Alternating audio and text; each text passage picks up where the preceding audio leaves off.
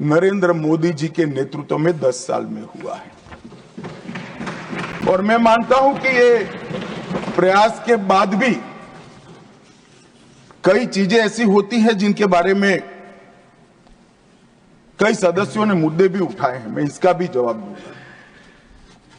मान्यवर, जब गृह मंत्रालय की चर्चा होती है तब हमारे देश में 2014 के पहले से जब नरेंद्र मोदी सरकार चुनकर आई तब कई सारे लेगेसी इश्यूज हमें मिले। ये देश की सुरक्षा, इस देश का विकास, इस देश का सार्वभौमत्व भी 3 बड़ी समस्याओं के कारण हमेशा चैलेंज होता है, इसको चुनौतियां मिलती है।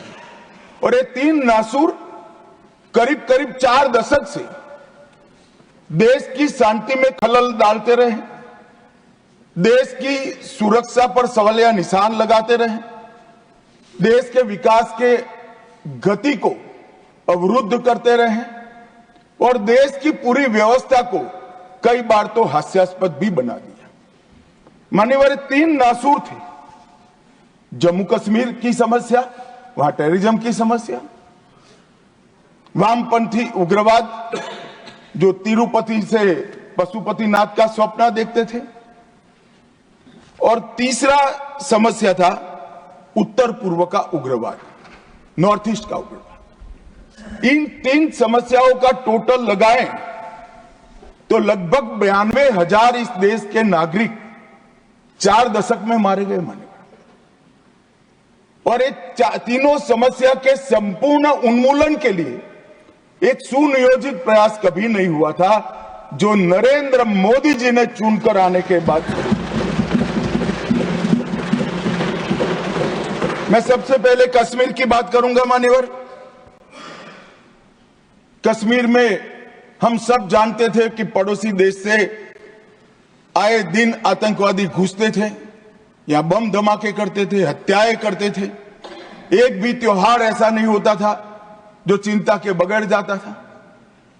और केंद्र सरकारों का रवैया लचीला होता था, चुप्पी साध जाते थे, बोलने में डर लगता था, कोई दुविधा भी थी, शायद वोट बैंक का भी डर था। नरेंद्र मोदी जी के आने के बाद आतंकवाद के खिलाफ 0 टॉलरेंस की नीति प्रधानमंत्री की ने। हमारे आने के बाद भी हमले हुए, उरी पर हुआ, पुलवामा पर हुआ। पहले हमले होते थे, कुछ नहीं होता था, कोई कुछ नहीं बोलता था, जवाब नहीं दिए जाते थे और लोग भूल जाते थे। दिल्ली के अखबारों में कोने में कहीं छपता था, आज 7 लोग शहीद हो गए, मारे गए, बम धमाका हुआ। मगर कोई संवेदना तक समाप्त हो जाए वहां तक चीजें लिंगरिंग रहती गई, लिंगरिंग रहती गई, लिंगरिंग रहती। मोदी जी के आने के बाद उरी और पुलवामा में हमला हुआ। 10 ही दिन में पाकिस्तान के घर में घुसकर सर्जिकल स्ट्राइक और एयर स्ट्राइक कर जवाब दिया।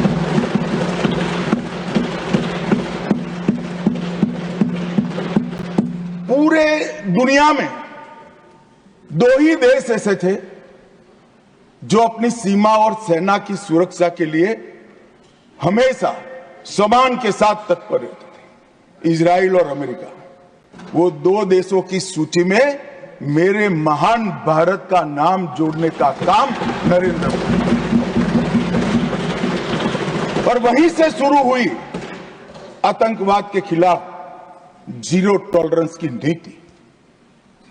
मान्यवर, हम सब जानते हैं धारा 370 कश्मीर के अलगाववाद का मूल था। हम भी कभी अलग हो सकते थे, ये भाव के बीच धारा 370 के अंदर डाले गए थे। मगर हमारे संविधान निर्माताओं का भी मैं बहुत मनपूर्वक धन्यवाद करना चाहता हूं, बड़े दूरदर्शी थे। उन्होंने इसको टेम्पररी बनाया था और धारा 370 को हटाने का बीज भी धारा 370 में ही डाल दिया गया। मगर राजनीतिक मजबूरी, वोट बैंक की पॉलिटिक्स, हमारे पुरखों ने धारा 370 डाली है, हम नहीं हटाएंगे, ऐसी जिद धारा 370 को लेकर चलती रही, कई सालों तक चली। और मान्यवर यही सदन में 5 अगस्त 2019 में मोदी जी ने धारा 370 को समाप्त। हमारे संविधान निर्माताओं का वो स्वप्न कि एक देश में 2 प्रधान, 2 विधान, 2 निशान नहीं होंगे, कैसे हो सकते हैं? देश में एक ही प्रधानमंत्री हो सकता है, देश का एक ही संविधान हो सकता है और देश का झंडा भी एक हो सकता है। कैसे एक देश में 2 विधान, 2 प्रधान, 2 निशान हो सकते? मगर चलाए गए, सालों तक चलाए गए और 5 और 6 अगस्त 2019 को इस देश में एक विधान, एक प्रधान और एक निशान का नया दौर, और वहीं से शुरू हुआ कश्मीर को हमेशा के लिए भारत के साथ एकरूप करने की प्रक्रिया। पूरे देश ने देखा होगा, 10 साल पहले आतंकवादियों का महिमा मंडन होता था, बड़े बड़े जनाजे के जुलूस निकलते थे। आतंकवादी तो आज भी मारे जाते हैं, हमारे समय में ज्यादा मारे गए। एक का भी जुलूस नहीं निकला, जहां मरते हैं वहीं दफना दिए।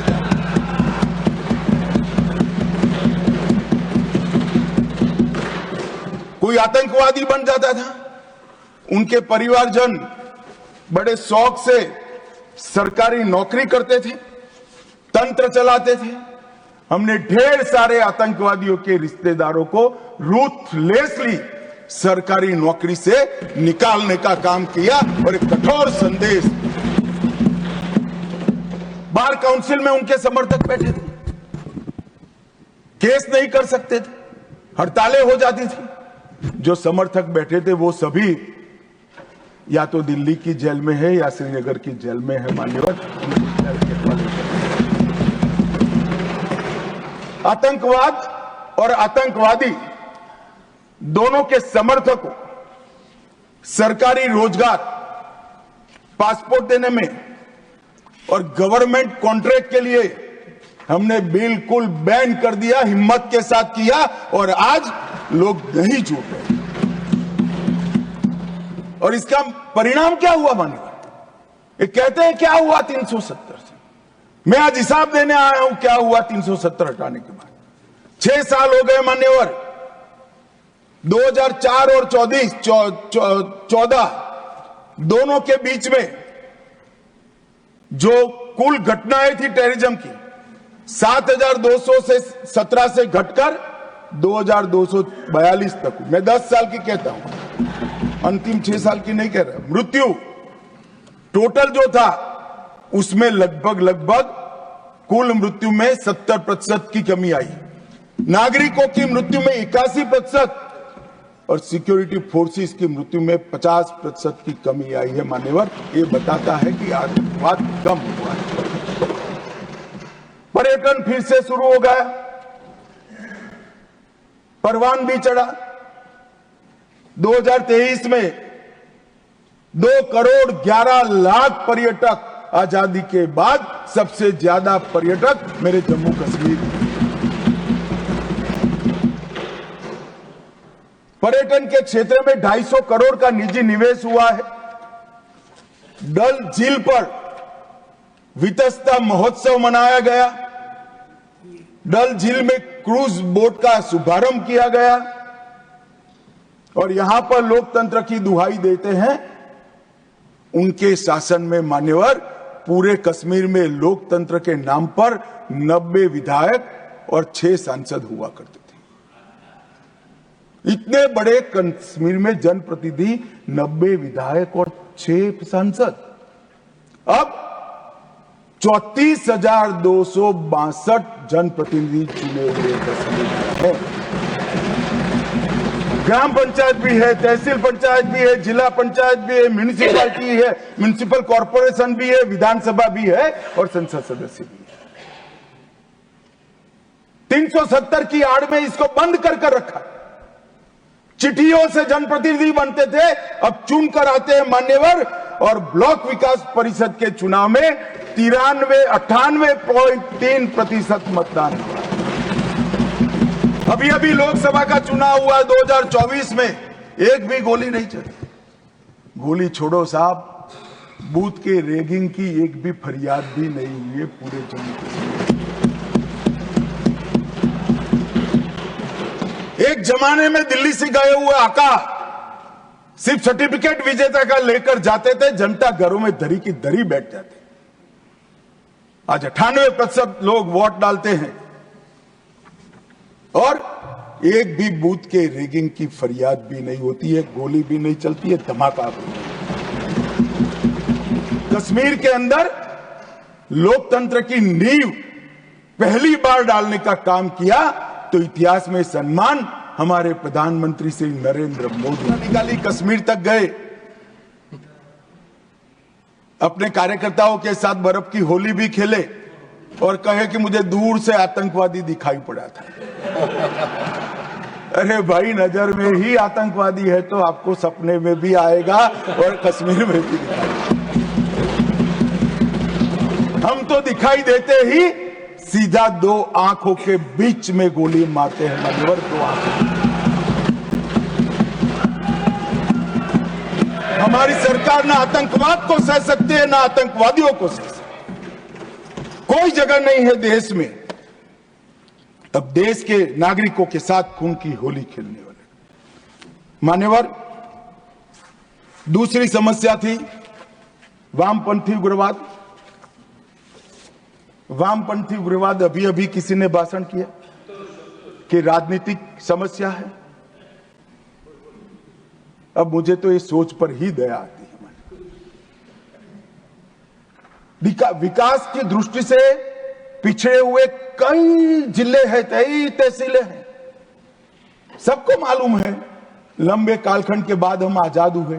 कोई भी सरकार हो, भले कांग्रेस की ही थी, मगर कोई 5-25 साल में सब जगह विकास नहीं पहुंचा सकता। हम पहुंचा रहे हैं अब सब जगह, मगर छूट गया होगा कोई बार। तो इसका मतलब ये नहीं कि हम देश की व्यवस्था को ही न माने, संविधान को ही न माने और सरकार लाचार बनकर देखती रहे। हजारों लोग बलि चढ़े। हिम्मत देखे साहब, पशुपतिनाथ से तिरुपति तक का लाल कॉरिडोर, 12 राज्य, कई जिले, कई तहसीलें, कई थाने कब्जे कर दिए, पूरी व्यवस्थाएं समाप्त कर, पैरेलल करेंसी चलाई, पैरेलल स्टैंप पेपर चलाए, सरकारें बनाई, कोई बोलने वाला नहीं। मैं सबसे पहले एक बात इस सदन में जिम्मेदारी के साथ बताना चाहता हूं, 21 मार्च 2026 को इस देश से नक्सलवाद समाप्त। और मैं जो बोल रहा हूं, इसके पीछे नरेंद्र मोदी सरकार के 10 साल का परिश्रम, बारीक आयोजन, इनकी विकास की भूख संतोषने के लिए किए गए प्लानिंग और पैसों का आवंटन है। और सुरक्षा ग्रिड को एक भी जगह गैप न रह जाए, इस तरह से हमने पुख्ता किया है। मान्यवर, संवाद, सुरक्षा और समन्वय, ये 3 सिद्धांतों को अपनाकर हमने नक्सलवाद के खिलाफ हमारी लड़ाई जारी की। मैं फिर से एक बार डीआरजी, एसटीएफ, सीआरपीएफ, आईटीबीपी और बीएसएफ के जवानों को ढेर ढेर बधाइयां देना चाहता हूं, जिन्होंने घंटों घंटों तक, जहां सूर्य की किरण दिन दहाड़े भी न पड़े, ऐसे घने जंगलों के अंदर पानी पिए बगैर, खाना खाए बगैर, नींद लिए बगैर इस समस्या के समाधान के लिए अपना सर्वोच्च बलिदान दिया है। मान्यवर, एक ही साल में 380 नक्सली मारे गए, इसमें कल के 30 जोड़ना बाकी है। 1045 और 1194 गिरफ्तार हुए और 1045 सरेंडर कर गए और टोटल 2619 संख्या में कमी आई। मान्यवर, 2619। और ये सब करने में सुरक्षा बलों की हताहत 26 है, 26। मान्यवर उदाहरण है, यही छत्तीसगढ़ था, यही पुलिस थी, यही सीआरपीएफ थी, यही भारत सरकार थी। सिर्फ वहां सरकार कांग्रेस की थी।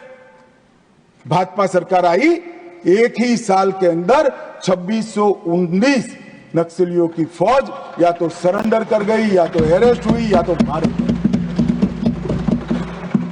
ये अप्रोच का सवाल है। हमारी सरकार आने के बाद हमें सब हथियारी ग्रुपों से बातचीत की मान्यवर। 19 से अब तक 12 महत्वपूर्ण शांति समझौते किए। 2020 में NLFD के साथ, 21 में ब्रू रियांग के साथ, 22 में कार्बी के साथ, 2022 में आदिवासियों के साथ, आदिवासी संगठनों के साथ, 2022 में असम मेघालय अंतरराज्यीय सीमा का समझौता, 2023 में DNLA, UNLF और उल्फा का समझौता, असम और अरुणाचल प्रदेश का अंतरराज्यीय सीमा का समझौता, 24 में त्रिपुरा के साथ समझौता, NLFT और ATTF के साथ समझौता। कुल मिलाकर मान्यवर 10,900 युवा हथियार डालकर मेन स्ट्रीम में आए हैं। मैं अभी बोडोलैंड जाकर आया हूं मान्यवर। हजारों युवा आज विकास के रास्ते पर चल पड़े हैं, अपनी ही बोडो मातृभाषा में पढ़ते हैं, अपना ही धर्म अनुसरित करते हैं और विकास के काम। ये बोडोलैंड का समझौता जब हुआ तब सब मजाक उड़ाते कि समझौते धरे के धरे रह जाएंगे। आज मैं कार्यक्रम देखकर आया हूं, मोदी जी गए, 5 लाख बोडो युवा, वृद्ध, अबला, नागरिक सब। मैं कुछ दिन पहले ही बोडोलैंड जाकर आया हूं मान्यवर। परिस्थिति बदल गई है। आसाम के अंदर 5 लाख करोड़ का इन्वेस्टमेंट का MOU होता है। एक आसाम के अंदर इंडस्ट्री एक जमाने में स्वप्न माना जाता था, आज वहां पर शांति है मान्यवर। अब सपा की परिधि को भी 70% तक हमने कम कर दिया है। और मान्यवर ब्रू पुनर्वास समझौता जो है, मैं सदन का ध्यान जरूर देना चाहता हूं, क्योंकि अपने ही देश में मिजोरम से भागकर त्रिपुरा में बिल्कुल दयनीय जीवन जीने वाले अपने ही आदिवासी भाई थे। एक घर में, एक झोंपड़ी में, घर तो क्या होता है, एक झोंपड़ी में 18 लोगों का परिवार रहता था मान्यवर। और राहत के नाम पर यहां से पर व्यक्ति 2 किलो चावल जाता था। हमने सबके सब 37,000 ब्रू रियांग परिवारों को 150 यार्ड का घर दिया, एक सामुदायिक भवन दिया, स्कूल दी, हेल्थ केयर का एक पास में ही दवाखाना दिया, और सभी घरों से 2 युवाओं को स्किलिंग कर आज उनको स्वरोजगार की दिशा में आगे बढ़ा रहे हैं। मैं 8 महीने पहले वही क्षेत्र को देखकर आया हूं जो मैंने 5 साल पहले देखा था। आसमान जमीन का फर्क पड़ा है। और सारे ब्रू रियांग भाई दोनों हाथ जोड़-जोड़कर अपने ईश्वर से नरेंद्र मोदी को दुआ देते थे, मांगते थे कि भगवान भला करे। ये 6,935 परिवार, 37,584 लोग, उनको नर्क के जीवन से बाहर निकालने का काम नरेंद्र मोदी सरकार ने किया। ये जो कहते हैं ना, संवेदनशीलता चाहिए।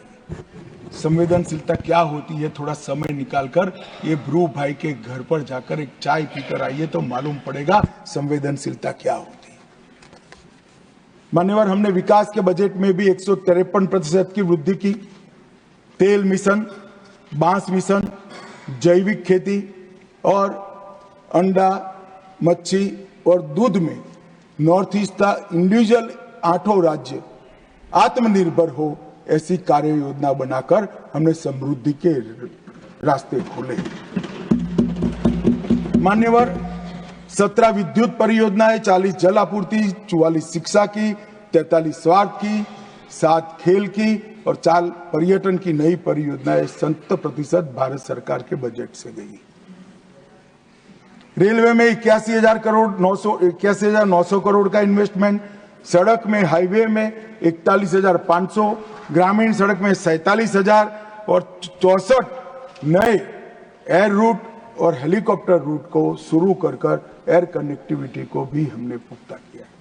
इससे मान्यवर दिल्ली और नॉर्थ ईस्ट का भौतिक अंतर तो कम हुआ है, ये तो एक सिद्धि है ही है, परंतु इससे बड़ी सिद्धि है मोदी जी ने दिल्ली और नॉर्थ ईस्ट के दिलों का अंतर भी कम कर दिया। मान्यवर, आज सबको लगता है कि हम भारत का हिस्सा हैं। वाइब्रेंट विलेज के तहत अकेले अरुणाचल में 4800 करोड़ रुपया भारत सरकार ने इन्वेस्ट किया है। चोटियों पर बसे गांव जो मानते थे कि हम भारत का अंतिम गांव है, मोदी जी ने एक बड़े सरल शब्द से भारत के अंतिम गांव को भारत का पहला गांव देख लिया। मैं किबुत्ज में गया था, भाई किरण भी मेरे साथ।